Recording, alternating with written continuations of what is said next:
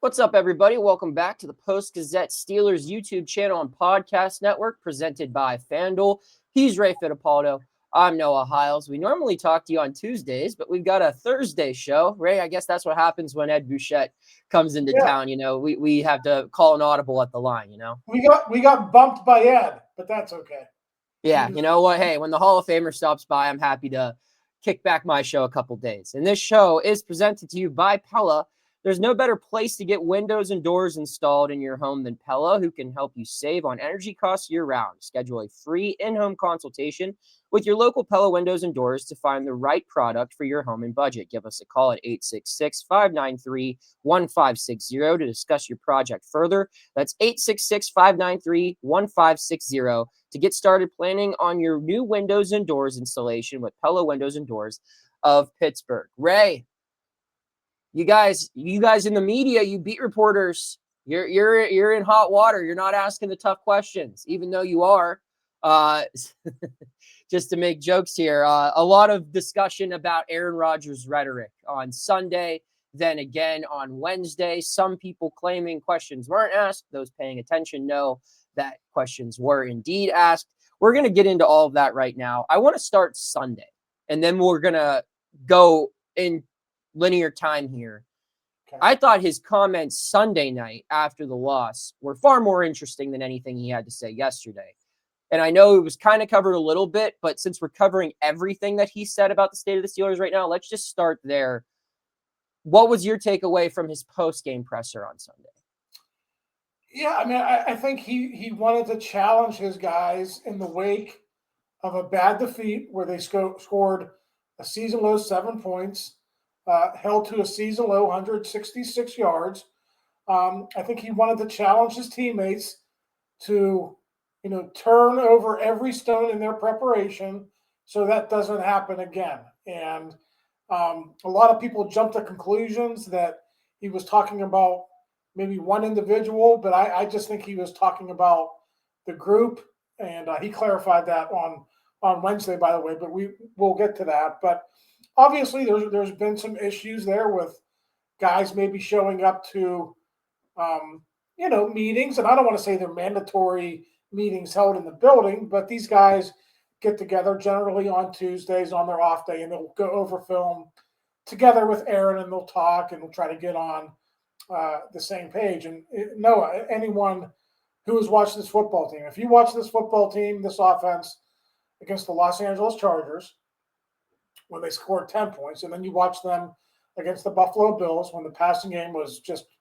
downright awful, you would have to admit that there are issues with Aaron and his receivers getting on the same page, making it all work. So I think that was Aaron's way of saying, hey, this cannot happen again. We got, 6 games left. Let's make the most of it, and let's try to get to the playoffs. I think that was his goal when he said that. Yeah, and then talk about what he followed up on when you guys had the availability with him yesterday. Yeah, so I mean, I even hate to mention his name because I think a lot of people jumped to conclusions that it was Jonnu Smith because he mentioned Jonnu right after the comments on Sunday, right? So I think it was kind of like a stream of consciousness thing where Aaron was talking about the meetings, and then he was talking about a route that Jonnu messed up when it was late in the game and had no bearing on the outcome of the game, but right. He brought that up, and Aaron clarified it yesterday, and apparently it wasn't Jonnu, but so he just said that he wants everyone to kind of get together, final month or so of the season. Let's see if we could, put all our oars in the water, try to make this work, and finish the season on a strong note. And one other tidbit about yesterday, I'm surprised it took 13 weeks because there have been ample opportunities to ask him this question. I think we've all been waiting for it. So yesterday he got, why haven't you said relax yet? That's what you wrote about. Yeah, like he did in 2014, and he basically said, and I mean, this is why I like Aaron.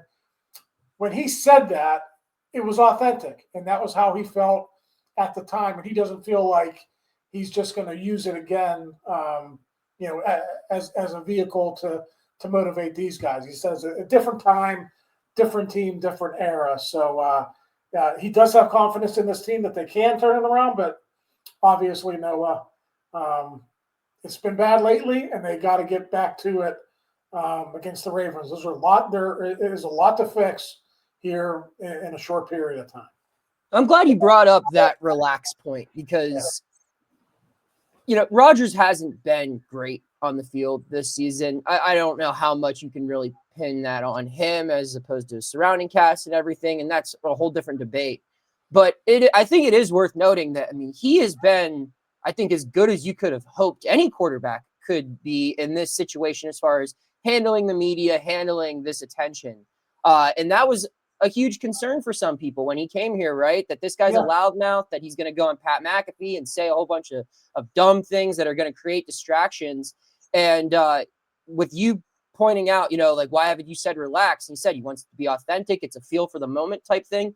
I think he's done a really good job of filling out these moments. And I think if I would have told a lot of people that 12 games into the season, this is what the Steelers season would have looked like, a lot of people would have imagined that Aaron Rodgers would be throwing hissy fits in front of everyone, and there'd be leaked information and these inside exposés, and it would have gotten really ugly. And to his credit, it is ugly right now, no doubt about it. But he is doing everything he can to not allow it to get even uglier, as far as, defending his head coach, which I don't know if he necessarily agrees with or disagrees with, but he's saying the right things that your quarterback should say at that time. He's not singling anybody out, even though he has clear opportunities to do so. If he were to call out Calvin Austin or Roman Wilson or even DK Metcalf to a certain extent, or any of his tight ends or his OC, I don't think anyone who's been watching this team could feel like that wasn't justified, but he's handling it the right way. And I think that's commendable. It doesn't fix anything. But then there's the other part of this too right now is where you look at it, what else is there to say moving forward? Like, if this continues to persist, does this team deserve a chaotic Rodgers? Does this team deserve a guy who maybe goes out of line a little bit? Because, I feel like we're at that point in the season, right, where, he's running out of Mr. Nice Guy moments, and maybe deservedly so. Yeah, Aaron said he wanted to come back and finish on a better note than he did in New York, where, last year playing in that media center, that was very chaotic. I will say that. There was a lot of stuff that went on there last year where I think a lot of people thought, maybe he's not the greatest teammate. But if you talk to people in Green Bay, and even a lot of guys who played with him in New York, Brandon Eccles played with him in New York. I think there were only a few guys, and obviously the regime there, that had a big problem with him. He was always a great teammate. That's who he's been since he came into the league in 2005. And I think it's really it's a tough job, but I think it's it's a big job that he has to carry here over the final few games here of the regular season.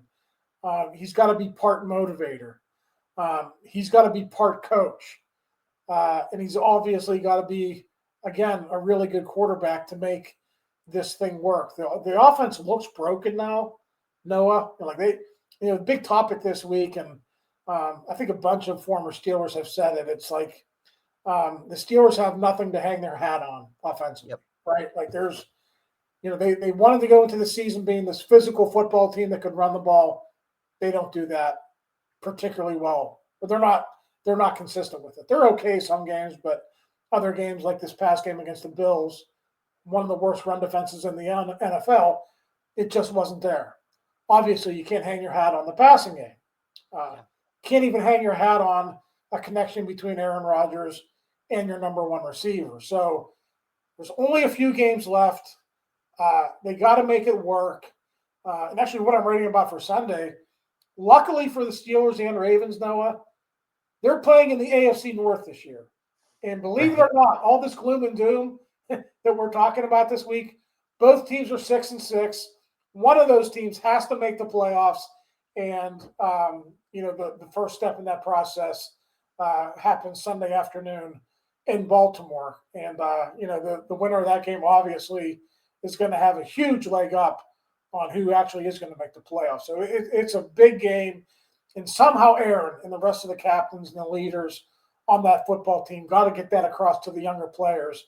Even though things are going bad right now, there's still something to play for. It's all in front of us if we can find a way to get it done. Absolutely. We're going to talk about the guy who's going to turn things around. Adam Thielen, the answer for all of these Steelers problems. I'm kidding, of course. But we're going to talk about him after this break.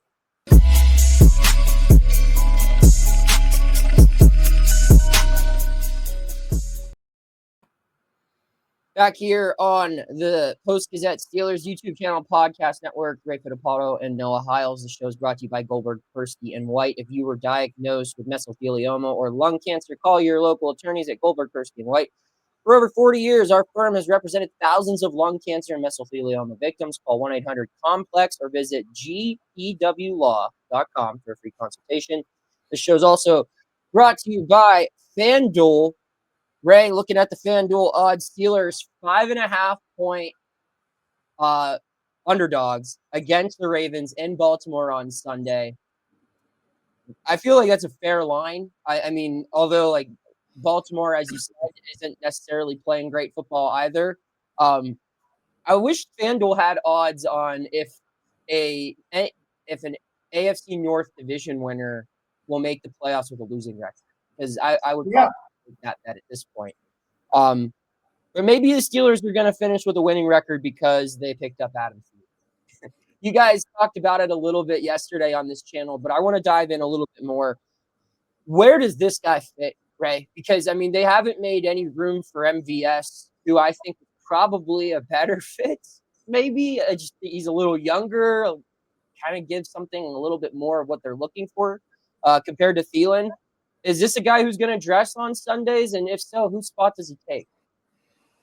Yeah, I mean, listen, they're at this point, Noah, they're trying to just find a spark, lightning in a bottle. That's what they're looking for. They've had MVS for almost a month now. Yeah. He remains on the practice squad, so I don't have any confidence really that that's going to happen anytime soon, or maybe even ever. I mean, they might do it at some point, but I don't get the idea that it's going to happen this week again. Adam Thielen, on the other hand, he was waived by his former team, the Vikings, and he was signed to the 53-man roster. So obviously, there's a greater chance that he will be up on Sunday if they can, feel comfortable with him getting the playbook down and feel like he can be a contributor in some way. So Thielen's a guy who's been a dude in the NFL, but he is 35 years old.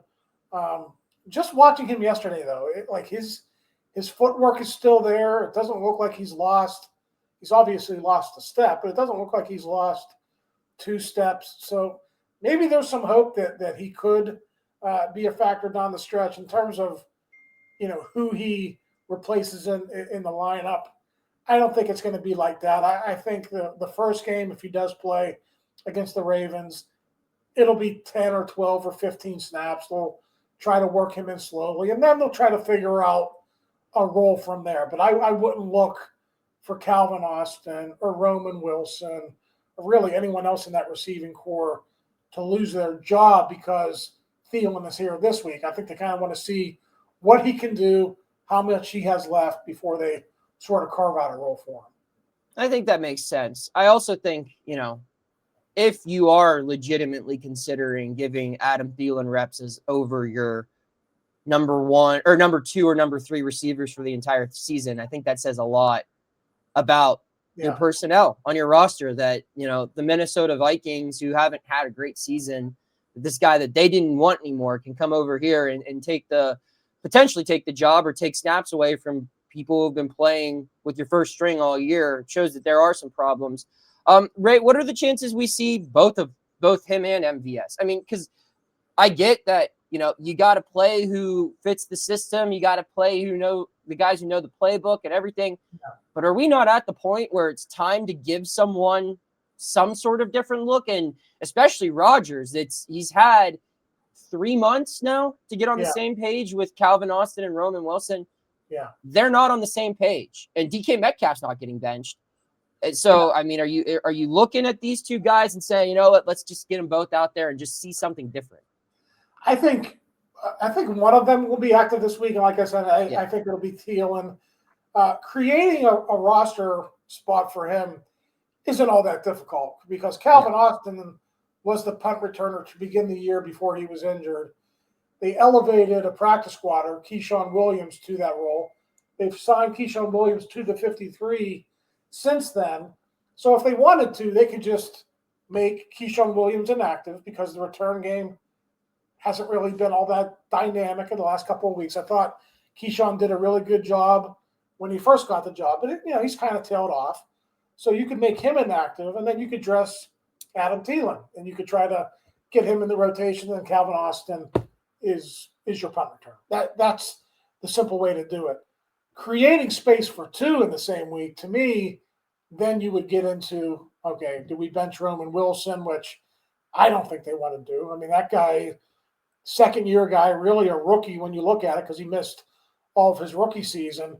And I just, even though Calvin Austin hasn't been dynamic, I still think they believe in him. And I don't know that they're going to sign him to a second contract over the offseason, but they like him. And I think he's done some good things. So I think it would be a big leap to think that they would bench Calvin Austin this week to get, both those guys in there. So I think there's a way to do it. And like I said, I think the easiest way to, finagle your special teams there and then give Adam a chance, see what he could do, and then make your decisions after that, in the days after this game.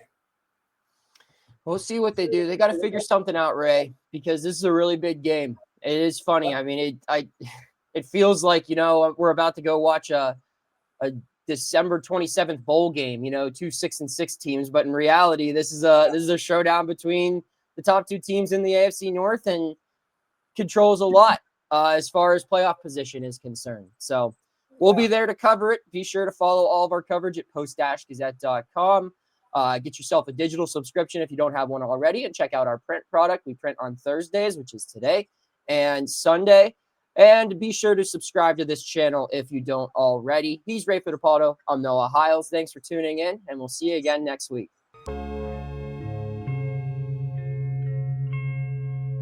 Thank you for checking out this content from Post-Gazette Sports. If you watch this video on YouTube, please like the video and subscribe to our channel. For all of the sports coverage the Post-Gazette has to offer, visit post-gazette.com.